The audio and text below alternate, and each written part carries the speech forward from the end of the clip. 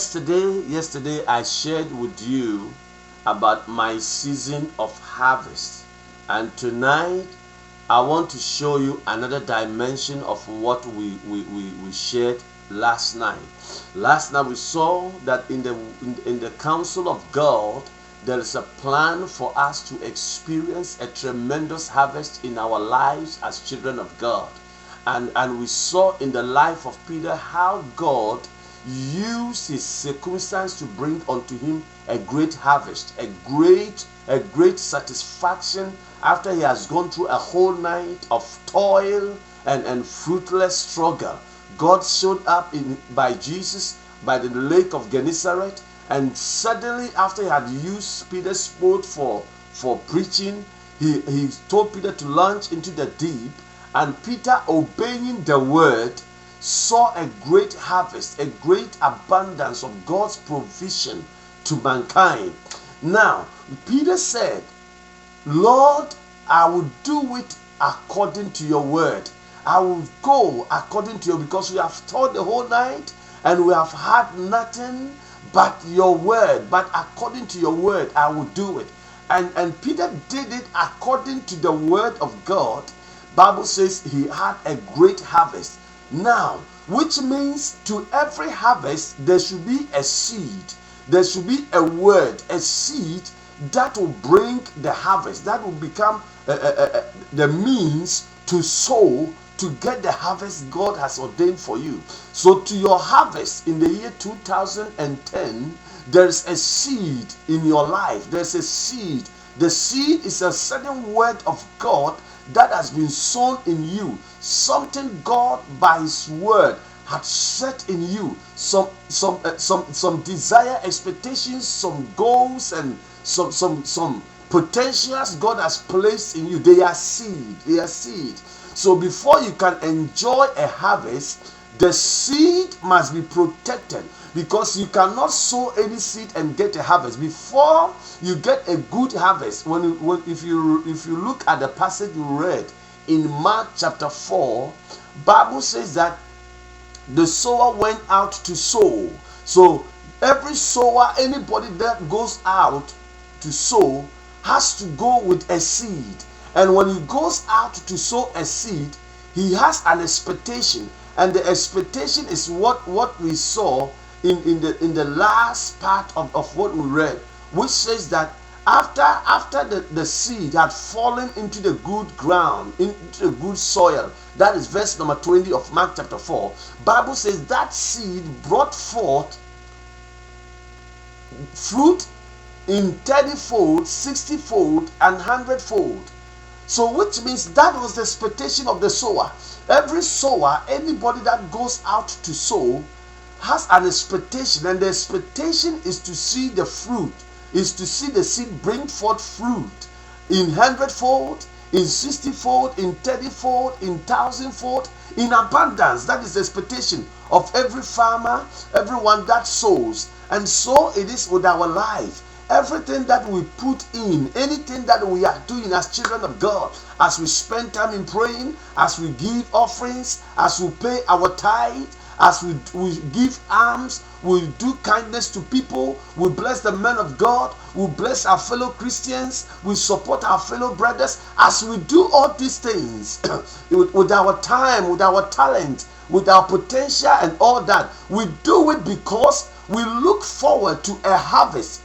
We look forward to a harvest. We look forward that everything that we have sown will yield something into our bosom. And that is the desire of every sower, and that is the desire of God toward you as a child of God. But let me show you something in the parable of the sower. Many a times we read the parable of the sower, all that we concentrate on is about the 30-fold, 60-fold, and the 100-fold. So has been it. And many preachers, as soon as we pick the Bible and read the parable of the sower, the things that comes to our mind, or most of the time, our emphasis is about how we can bring forth the fruit to 30-fold, 60-fold, or 100-fold. But we don't ask the question, why was it that the other ones did not become fruitful? When you look into the passage, The seed was the same.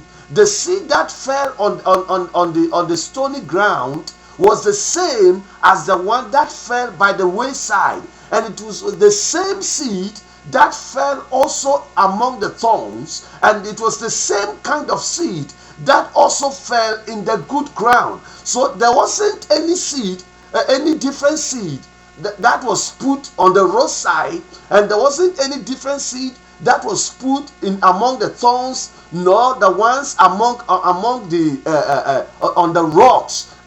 Neither the one that fell on the good ground were different. All of them was the same seed. The sower was bearing the same seed, but something went wrong somewhere, and that is what I want to share with you. And what I'm sharing with you now is how to protect your seed for harvest, because every seed that you have has the potential to give you a harvest. Every seed that you have in your bosom, every seed that God has placed in your hand has a potential to bring harvest. But something must be done around the seed. If you don't protect your seed, then you can sow but will not have any harvest. Now, let me share something with you. I happened to be going to farm with my grandfather to go and sow seed for corn. And we had squirrels and rabbit in the bush. When you have sown your corn, they will amazingly, it does not matter how you dug the hole and put those seed inside the soil and covered it, they will find a way of digging out the seed to chew. So when you have sown a big farm, thinking that maybe in about 2, 3, 4 weeks you will come out there to the farm and will see your seed growing, and you will rejoice that the corn that you put in the ground are now bringing forth blades and are showing for the flower. Now it will surprise you to go and find out that these animals have gone into the field and they've dug the seed out and that they have chewed it off. So you sowed a seed, but you did not get any harvest because some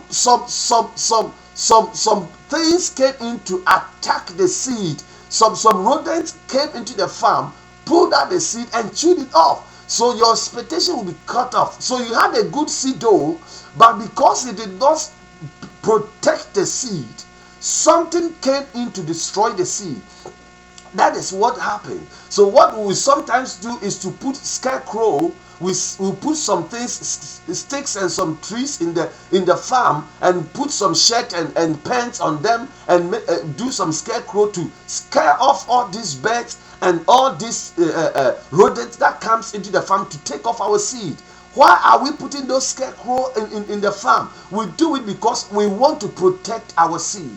And that is what I want to show you tonight. That as a child of God, every seed of God that you have has the potential to bring forth fruit and harvest to your life. But if you do not know, if you fail to protect the seed, then you can have a good seed. You may sow it in a good ground or at the right place, but might not have a harvest.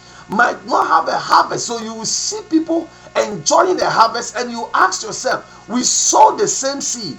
Why am I not receiving enough? I spent time in prayer. I've spent time in fasting. I've spent time in the Word of God. I've spent time waiting on God, and done anything I know to do as a Christian. I practiced it because Jesus told Peter, launch into the deep. I've launched into the deep in my walk with the Lord. I've increased my prayer life. I've increased my fasting attitude. I've increased so many things. I'm now on fire. But why is my seed not bringing forth fruit? The secret is that maybe you fail to protect the seed. And that is what I want us to go through tonight. Now, when you look at the passage that we read, Bible says that when the sower went to sow, from verse number 4 downward, Bible says when the sower went to sow, he threw the seed, and when he threw the seed in sowing, some of the seed fell by the wayside. Now, when it fell by the wayside, the Bible is not saying that the wayside was bad, but what the Bible is saying that because the seed fell on the wayside, if this bird had not come to pick or devour the seed, The seed with time will have had a place to grow.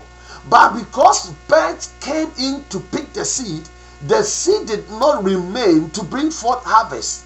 So the first thing you have to check is that where you are sowing your seed, are there birds that are eating your seed? Why is your seed not bringing forth fruit? Maybe some birds are around and making sure every seed you put down, they will come and eat the seed.